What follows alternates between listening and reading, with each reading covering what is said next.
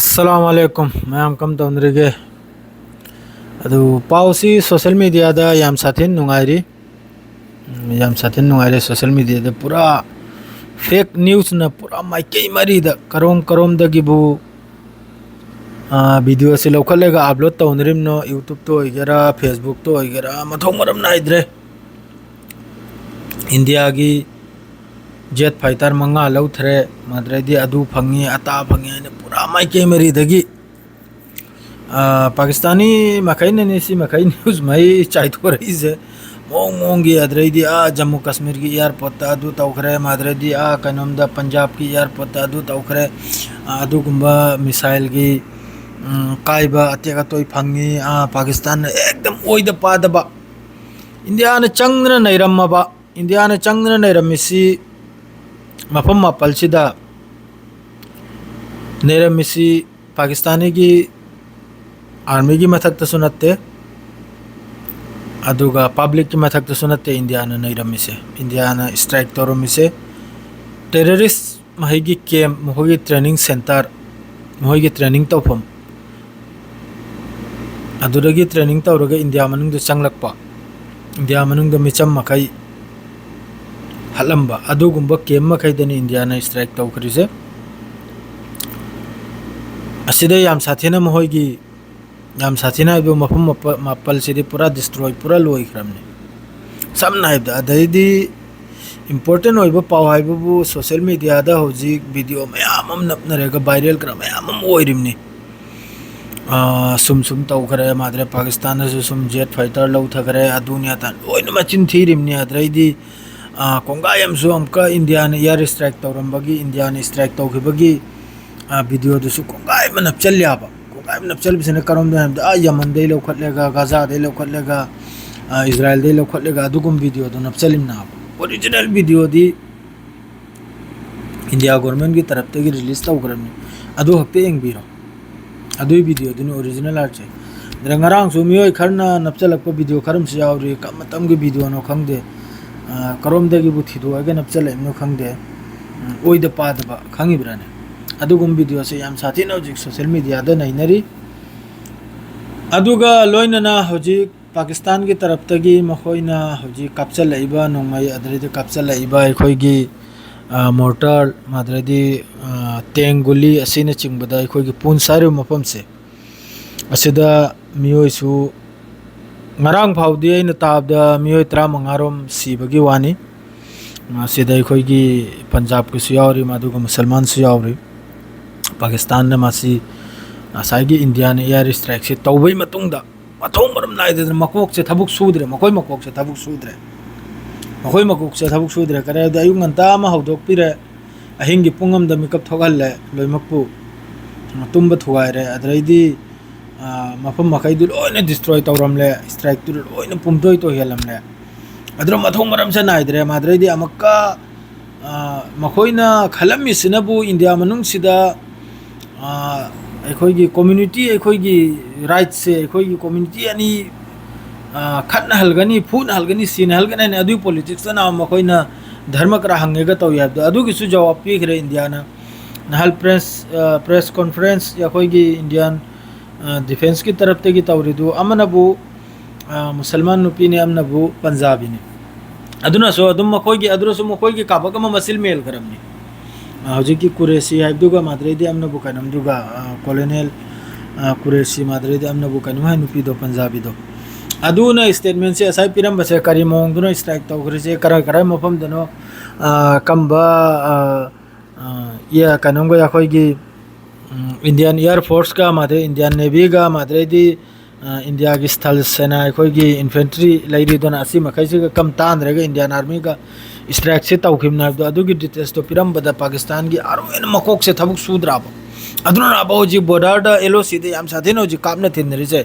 India ना warning सु थाखरे याखोइगिना strike तौखरिसे बस टेररिस्ट की कैम्प दनी इंडिया मनुंग दे चंगला एगा मोइना अदुगु मनत्ता पादबो थबुक तौरमदु अदुगी लमननि खुमग्रिसे अतै हेंजलकनो हाइना असिगुंबो वार्निंग अमसु इंडिया की तरफ तगी चाइना दसु पी खरे माद्रे तुर्की दसु हाइ खरे इंडिया की तरफ तगी याम फजवानी यामना हरावी sum kariga bi sigi thabuk se si ekhoi gi khulak kundha da leba mina khangda bi wani ko ai adum wari se haijra ka matem khaktan ekhoi na mapan da leba ni ne sida leiriba te te macha se sin ne yakhoi sibu yakhoi india sibu thokna haibdi mohoina wari kra taun rak pase onthokna yakhoi grak se kasu leijadaba khuju khulai da onthokna watpa madre onthokna ton na leijaba malyaba mohoi gi wangang makai che somgi arab macha oigera atei macha oigera makhoi makhoi na nganglak pase yakhoi india se yamna ton na makha da karimta leijadaba gumna ne yamna khalyaba hojik su wari taunri ba he Pakistan LONGi support और मखोई मखै से वारी तव या मोय मचा मखै से Pakistan LONGi एंगलेगा वा संगांग या मादु याखोई दि चा या थवाई से सेंग नाइ दु नुंगाई ताबा थवाई से याखोई ने सुयामना वर्ल्ड याखोई ने अहुम सुब दनि याखोई ने लैदि जे जी रैंक ता आर्मी दो इगरा डिफेंस दो इगरा लेमक तो इगरा अदुगा मोय ने नंबर आ कुल कुंथ्रा द लैरगा अमका